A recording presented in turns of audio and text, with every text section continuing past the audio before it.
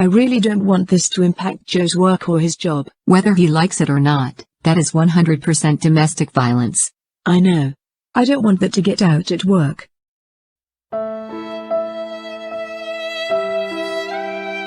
April 24, 2018. Last month the Lakewood Police Department held its annual awards ceremony to recognize its personnel for the many accomplishments and achievements received in 2017. On the morning of December 18, 2017, Amtrak Train 501 was on its inaugural run from Seattle to Portland when it derailed as it crossed the overpass to Interstate 5 just south of DuPont. Parts of the passenger train, with close to 100 people on board, ended up on the freeway, down the embankment, and one car was left dangling from the overpass. In addition, several vehicles on the freeway were hit. Numerous Lakewood officers responded and assisted with life safety operations. Ultimately, more than 70 injured passengers were transported to hospitals for medical treatment and 3 passengers lost their lives in the crash. Without hesitation or direction, these officers searched for victims, assisted passengers in exiting the heavily damaged train, assisted fire personnel in carrying injured patients from the train to ambulances, set up an incident command structure, began working on passenger accountability, and assisted with other critical tasks in the initial response to this incident. The bravery, dedication, quick thinking, and initiative of these officers reflects highly on themselves and the department. Hours of January 19, 2021, Lakewood police officer Joseph Wellman was involved in an incident with his longtime girlfriend. Only Joseph Wellman and his girlfriend know the truth of what happened in that room. We are sharing the following witness statements and reports as a matter of public interest. January 19, 2021, text messages between one of the witnesses and the victim. 11:17 a.m. We start driving and he says, "I'm sorry I pulled your hair." I said, "You also left large bruises on both my arms and pulled out lots of hair." He said, "Well, you were on top of me." I said, "I wasn't pinning you down, but yes, I was on top of you." He said, "Uh-huh. Yeah." And that's been it. He's downplaying it big time. Needs to be a bigger deal than that. He just went straight up to bed when we got home. Like I figured he would. Nothing else was said? He has no remorse, I swear. That was Keith's problem last night. Joe didn't even feel bad for what he did. He just sat there and denied it. He had no remorse. Did you see if you can get a rental? You need to put a bag together. This is an open door that you need to walk through. Do not wait for the next time. I know it's hard. Redacted. But you have so many people behind you in this. If you can't get a car, I'll come get you. Did you check your neck for marks? He blames I can tell in what he said to in the truck and then coming home and going straight to bed. You are right, no remorse because he doesn't feel like he was the wrongdoer. I haven't looked yet at a car. As far as I can tell there are no marks on my neck. Just my arms. I took a shower and now eating something and then I'm going to take a nap. Yeah, unfortunately his opinion doesn't matter anymore because he got caught. Keith has to talk to Matt about this. He doesn't have a choice. I really don't want this to impact Joe's work or his job. Whether he likes it or not, that is 100% domestic violence.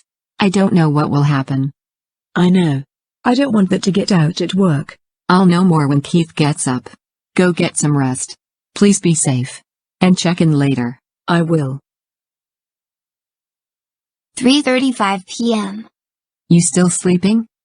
5:38 p.m. Just woke up. Me too. 7:06 p.m.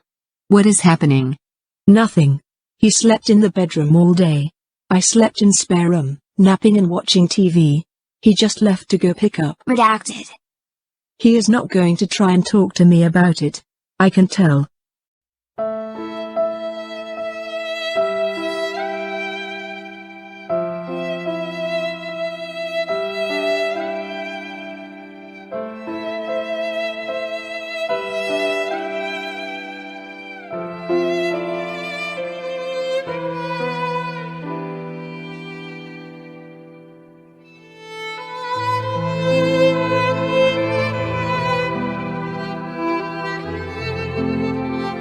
January 19, 2021, witness statement taken by a Thurston County Sheriff Detective. This is Deputy Girkman taking a recorded witness statement in reference to case number 21-000322. It is currently January 19th at 2021 at approximately 20:55 in the evening. We're at... Redacted. Sir, can I have you state your name and spell it? My name is Keith, Keithr, Richard. Common spelling, last name is Czuleger, C as in Charles, Z as in zebra, Uleger. And can you state your date of birth, please? 8/13/76. And the following statement you're about to provide is voluntary and true and correct based on Washington state laws of perjury, correct? Correct. All right, can you tell me what happened this last evening in the incident you were calling about? Yes, we had two friends come over to our house yesterday evening for dinner. They're a longtime boyfriend-girlfriend couple, Joe Wellman and... Redacted. They came over to our house at approximately 1700 or 5 o'clock in the afternoon to, again, have dinner. We ended up having dinner, drinks, staying up, telling stories to the wee hours of the morning. We ended up all going to bed. Those two decided to stay the night because they didn't feel safe driving. They ended up sleeping in our upstairs guest bedroom. My wife and I slept downstairs, which is directly below the guest bedroom. My wife woke up to a thump on the floor. She woke me and said, "Did you hear that?" I said no, and she mentioned that she heard arguing coming from upstairs. At the time, the only people upstairs were Joe and Redacted. which were in the guest bedroom, and then my 3 juvenile children who were all sleeping. Two. The other one must have been in our bed, of course. So we went upstairs to check and make sure everything was okay. We could hear what sounded like whimpering and or crying coming from inside the guest bedroom. Assuming that somebody was in trouble, we went in there and saw that Joe and Redacted. were not in bed. They were at the foot of the bed, and it looked like Redacted. it was on the ground on her knees. I'm not sure what position she was actually in, and Joe was standing over top of her, kind of holding her by the hair. I didn't hear any yelling. I didn't hear anything of that nature. So I'm not sure what was exactly happening. We ended up separating the two. Redacted. It was pretty distraught and crying. She came downstairs and stayed with my wife while I stayed upstairs with Joe, just to kind of talk to him and see what's going on with this situation, let him know that it's not appropriate behavior. I ultimately decided to, as strange as it may seem, I made the decision to sleep outside his bedroom door on the floor, so that if he woke up, I would know that, and I could understand that he was up and leaving or doing something around the house. So that was a concern of mine, and they ended up waking up the next day and going home. That was really my interaction with it. I spent a lot of time talking with Joe, a lot of time, at least 25-30 minutes, talking with him in the bedroom post-incident. He didn't have a whole lot to say. He was fairly stoic, non-remorseful with regards to what occurred. He did mention that he thought he would lose his job as a result of this. I tried to talk about that further. Why do you think that would occur?